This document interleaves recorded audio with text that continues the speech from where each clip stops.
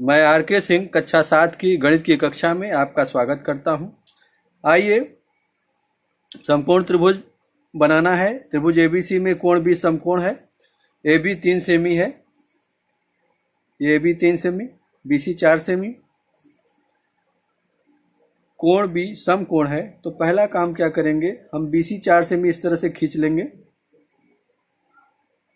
0 1 2 3 4, ये 4 सेमी खींच लेंगे बीसी 4 सेमी तक। इसके बाद बीसी के बिंदु बी पर ये इसका जो बेस पॉइंट है उसको रख देंगे।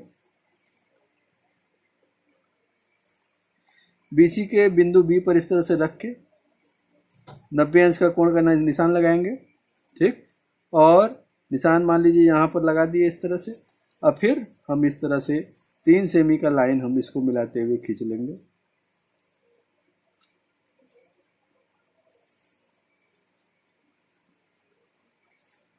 जीरो एक, ये 0, फिर ये 1, फिर ये 2, फिर ये 3 सेमी यहाँ पर निशान लगा लिए। इसके बाद यहाँ पर लिखे ए को मिला दिए सी से इस तरह से, ठीक। ये हो गया समकोण त्रिभुज एबीसी। अब इधर लिख दिए ए बी को 3 सेमी, बी सी को 4 सेमी। बी सी का जो आधा होता है यानी उसका मध्य बिंदु बीसी का 2 सेमी पर निशान लगा दिए, ठीक। या तो इसका हम लंबार्धक खींच लेंगे या तो इस तरह से निशान लगा देंगे। इसी तरह ए बी का जो मध्य बिंदु होगा, चाहे ये 3 सेमी है, 1.5 सेमी पर निशान लगाएंगे। यहाँ 1, ये 0.5, यहाँ निशान लगा दिए। इसके बाद ये ए सी का जो मध्य बिंदु है ये 5 है, तो 5 का आधा 2.5 पर निशान लगा देंगे, ठीक। फिर ए से बी सी के मध्य बिंदु डी को मिला देंगे इस तरह से, ए डी खींच लेंगे माध्यिका। इसी तरह बी से ए सी के मध्य बिंदु ई को इस तरह से मिला देंगे, ए सी के मध्य बिंदु ई को, और ये बी ई खींच लिए माध्यिका। फिर सी से ए बी के मध्य बिंदु एफ को मिलाएंगे इस तरह, ठीक। ये हो गया। अब ये तीनों माध्यिका, पहली माध्यिका ए से, शीर्ष ए से इसके सम्मुख भुजा बी डी के मध्य बिंदु से मिलाए ए डी, पहली माध्यिका। दूसरी माध्यिका बी, तीसरी माध्यिका सी एफ। माध्यिका हमेशा ये होता है कि शीर्ष से उसकी सम्मुख भुजा के मध्य बिंदु को मिलाने वाली रेखा माध्यिका कहलाती है। तीनों माध्यिका एक ही बिंदु पर एक दूसरे से मिलती हैं और जिस बिंदु पर मिलती हैं उसको केंद्रक बोलते हैं। तो इसका केंद्रक क्या होगा, ये बिंदु है, इसको हम लिख दिए जी, ठीक। तो त्रिभुज एबीसी, समकोण त्रिभुज एबीसी का केंद्रक हो गया जी, ठीक है। तो तीनों माध्यिकाओं का संगमन बिंदु त्रिभुज का केंद्रक जी है। त्रिभुज का केंद्रक किसी माध्यिका को 2 और 1 के अनुपात में बांटता है। ये शीर्ष से केंद्रक तक का हिस्सा वो होता है 2 अनुपात में, और उस केंद्रक से जो आधार बिंदु माने मध्य बिंदु का जो हिस्सा वहां तक 1 का अनुपात होता है। इसी तरह ये शीर्ष से यहाँ तक 2 का अनुपात और यहाँ से यहाँ 1 अनुपात, ठीक। इसी तरह यहाँ से यहाँ तक 2 अनुपात और यहाँ से यहाँ 1 अनुपात। ये सवाल पूर्ण होता है। इसके बाद हम अगले सवाल पर आते हैं। अगला सवाल आप बहुत ध्यान से देखें। इस सवाल में क्या कह रहा है कि एक त्रिभुज की माध्यिकाएं क्रमशः 6 सेमी, 9 सेमी और 12 सेमी लंबी हैं। इस त्रिभुज के केंद्रक द्वारा माध्यिकाओं के विभाजित भाग ज्ञात कीजिए। तो पहला नियम क्या है कि त्रिभुज का केंद्रक किसी माध्यिका को 2:1 के अनुपात में विभाजित करता है या बांटता है। तो इनका अनुपाती योग क्या हो गया, 2 और 1 का। लिखेंगे अनुपाती योग 2 और 1 का, 2 + 1 यानी कि 3। त्रिभुज के केंद्रक द्वारा माध्यिकाओं के विभाजित भाग अब लिखेंगे। पहली माध्यिका क्या है, 6 सेमी। माध्यिका 6 सेमी का पहला भाग क्या होगा, पहला अनुपात 2 है, उसको ऊपर लिखेंगे। अनुपाती योग 3 को नीचे लिखेंगे, यानी 2/3, और फिर गुणे माध्यिका लिख देंगे। 2/3 गुणे 6, 3 से 6 कट गया 2, 2 दूनी 4। तो माध्यिका 6 सेमी का पहला भाग 4 सेमी। दूसरा भाग क्या हो गया, दूसरा अनुपात क्या है, 1 है, और अनुपाती योग 3 है। 1/3 गुणे माध्यिका 6, 3 से 6 को काटे 2 आया, ठीक, यानी कि 2 सेमी दूसरा भाग गया। या दूसरा तरीका यह है कि दूसरा भाग मालूम करने के लिए माध्यिका में से पहला भाग घटा दें, 2 सेमी, 6 - 4 बराबर 2 सेमी। इसी तरह माध्यिका 9 सेमी का पहला भाग 2/3 गुणे 9, 3 से 9 कटा 3 आया, 3 दूनी 6 सेमी आ गया। दूसरा भाग क्या हो गया, घटा के निकाल लेंगे। 9 सेमी माध्यिका है और पहला भाग 6 सेमी है, 9 में से 6 घटाए 3 सेमी, दूसरा भाग 3 सेमी हो गया, ठीक। अब माध्यिका 12 सेमी का पहला भाग क्या हो गया, 2/3 गुणे 12 सेमी, तो 3 से 12 कटा 4 आया, 4 दूनी 8, पहला भाग हो गया 8 सेमी। दूसरा भाग क्या हो गया, 12 में से ये 8 घटाए 4 सेमी, ठीक। इस तरह से तीनों माध्यिकाओं के पहले और दूसरे भाग निकल गए। इसके बाद हम अगले सवाल पर आते हैं, आप बहुत ध्यान से देखिए। अगला सवाल है, आकृति में 2 त्रिभुज हैं, आप ध्यान से देखें। त्रिभुज ABC है ये, और त्रिभुज PQR है, ABC और PQR। इनकी भुजाओं की लंबाइयां सेमी में अंकित है। इसका भुजा की लंबाई 3 सेमी है, PQ का y दिया है, और PR 3 सेमी है, QR भी 3 सेमी है। और ABC में AB का लंबाई 3 है, BC का लंबाई 2 है। AC का मालूम करना है, x है ये।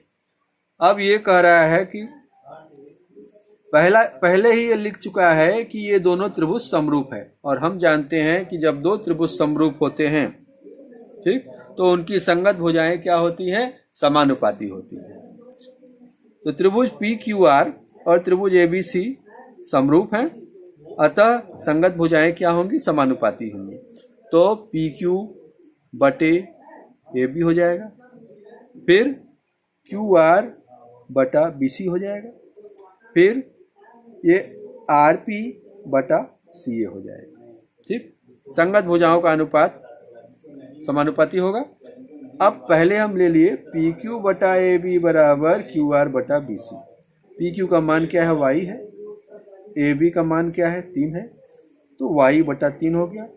QR का मान देख लें 3, और BC का मान क्या है, 2 है, तो 3 बटा 2। अब आप ध्यान से देखें तो 2 से 3 कटेगा या भाग जाएगा, 2 से 3 में 1.5 आएगा। अब यहाँ बटे में जो 3 था इधर आएगा, गुणा हो जाएगा, 1.5 गुणे 3, तो 15 × 45, एक अंक दशमलव, y बराबर 4.5 सेमी। अब दूसरा अनुपात हम ये लेते हैं, QR बटा BC बराबर RP बटा CA, ये ले लिए, QR बटा BC बराबर RP बटा CA। QR आप देखें यहाँ क्या है, 3 है, QR है 3, और BC यहाँ क्या है, 2 है, तो 3 सेमी बटा 2। इसके बाद RP लिए, RP 3 है, 3 सेमी, और AC क्या है, x है, वो ले लिए। अब यहाँ आप ध्यान से देखें कि x हमको मालूम करना है, तो ये तिर्यक गुणा, x को इधर ले आए तो x बराबर ये ऊपर आ गया, और ये 3 सेमी यहाँ जो ऊपर था इधर नीचे आ जाएगा, और ये 2 बटे में जो था ऊपर गुणा हो जाएगा, ठीक। 3 सेमी से 3 सेमी कट गया, 2 आया, x बराबर हो गया 2, तो x का मान निकला 2 और y का मान क्या निकला था, 4.5। ये हो गया हमारा आंसर। इसके बाद हम आते हैं अगले सवाल पर, आप ध्यान से देखें। कह रहा यदि किसी त्रिभुज ABC की भुजाओं में 4:4:5 का अनुपात हो, तो उनके समरूप एक त्रिभुज की रचना कीजिए जिसका आधार 6 सेमी है। तो पहला काम क्या करना है कि त्रिभुज की भुजाओं में जो अनुपात है 4, 4, 5 का, ठीक, ये लिख लेंगे। इस अनुपात में हम क्या करेंगे, 2 का गुणा कर लेंगे, या किसी भी संख्या से गुणा कर सकते हैं, लेकिन छोटी से छोटी संख्या गुणा करने पर हमको त्रिभुज छोटा सा मिल जाएगा, आसानी से कॉपी में बन जाएगा। बड़ी संख्या गुणा करेंगे तो कैसे बनाएंगे, दिक्कत होगा, इसलिए 2 का गुणा किए।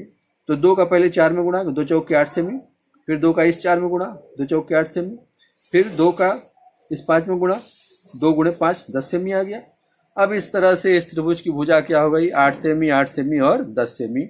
ये इन भुजाओं से 8, 8 और 10 सेमी की भुजाओं से त्रिभुज ABC बना लिया। कैसे बनाया वो ध्यान से देखिए। पहले AB खींच लिया 8 सेमी, ठीक, AB 8 सेमी खींच के उसके बाद क्या किया कि 10 सेमी हम इस तरह से नाप लिए।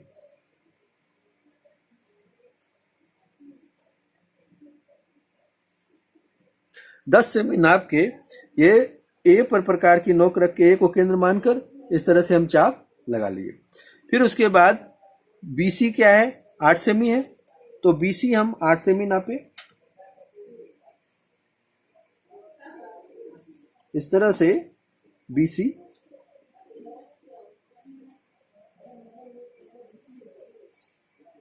8 सेमी नाप लिए। अब बी पर प्रकार की नोक रख के ये चाप ऐसे लगा देंगे। ये जहां काटा उसको लिख देंगे सी, ये सी लिख दिए। ठीक, अब इसके बाद ए को सी से मिला देंगे इस तरह से, इस तरह से ए को सी से मिला देंगे और बी को भी इस तरह से यहां पर रखेंगे ऐसे, और बी को इस तरह से सी से मिला देंगे। ये त्रिभुज हो गया एबीसी। दूसरा काम क्या करना है कि एक दूसरा त्रिभुज बनाना है जिसका आधार 6 सेमी है, इसकी समरूप हो। तो पहले 6 सेमी हम इस तरह से खींच लेंगे, 6 सेमी, ये 6 सेमी इस तरह से 6 सेमी खींच लिए। दूसरा काम क्या करना है, यहां लिख दिए पी क्यू, यहां हो गया पी, यहां हो गया क्यू, यहां 6 सेमी लिख दिए। इसके बाद क्या करना है कि एक चाप हमको लगाना है। ठीक, इस तरह से हम चाप एक लगा लेंगे और पी पर रख के इस तरह लगाए, फिर ये क्यू पर लगा दिए, फिर इसी तरह से ए पर रख के लगा दिए चाप, और फिर उसी त्रिज्या का चाप ये बी पर ऐसे लगा दिए। अब अगला काम क्या करना है, यहां पर जो कोण बना है वो कोण यहां पर बनाएंगे, यहां पर जो कोण बना है वो यहां बनाएंगे। इसको हम अच्छी तरह से नाप लेंगे। ध्यान से देखिए, ये यहां पर काट रहा है ए बी को, प्रकार की नोक यहां रखें। अब ए सी को कहां पर काट रहा है, प्रकार की नोक वहां रखेंगे।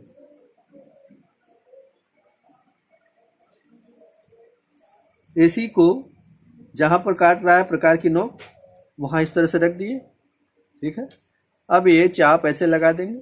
अब यही चाप हम पी क्यू को जहां काटा है वहां पर प्रकार की नोक रखेंगे और ये चाप लगा देंगे। ठीक, ये हो गया, चाप लग गया। अब दूसरा काम, इसका हम नापेंगे। बी पर प्रकार की नोक रख के ये जहां पर काटा है उसको नाप लेंगे इस तरह से। ठीक, ये नाप लिए। नापने के बाद क्या करेंगे, ये क्यू पी क्यू को जहां पर काटा है वहां पर रख के ये हम चाप लगा देंगे पहले वाले चाप पर। ये जहां पर काटा है, ये इस बिंदु पर काटा, इस बिंदु से इसको मिलाना है। इसके बाद इसको मिला लेंगे,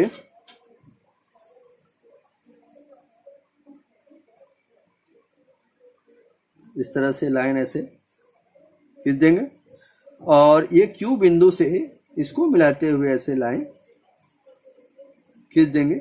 ये पहले वाली लाइन को यहाँ जिस बिंदु पर मिल रहा है वहां पर इस आर लिख देंगे। ये अब ये त्रिभुज पी क्यू आर जो है त्रिभुज एबीसी के समरूप हो गया। यही त्रिभुज पी क्यू आर त्रिभुज एबीसी के समरूप है, क्योंकि यहाँ पर जो कोण बन रहा है कोण ए, और यहाँ जो कोण पी बन रहा है दोनों बराबर है। कोण बी जहां पर इतना जो बन रहा है वो कोण क्यू के बराबर है, इसलिए त्रिभुज पी क्यू आर त्रिभुज एबीसी के समरूप है। इसके बाद हम आपको अगले लेक्चर में मिलेंगे। आप हंसते रहें, मुस्कुराते रहें। इसी के साथ जय हिंद, जय भारत।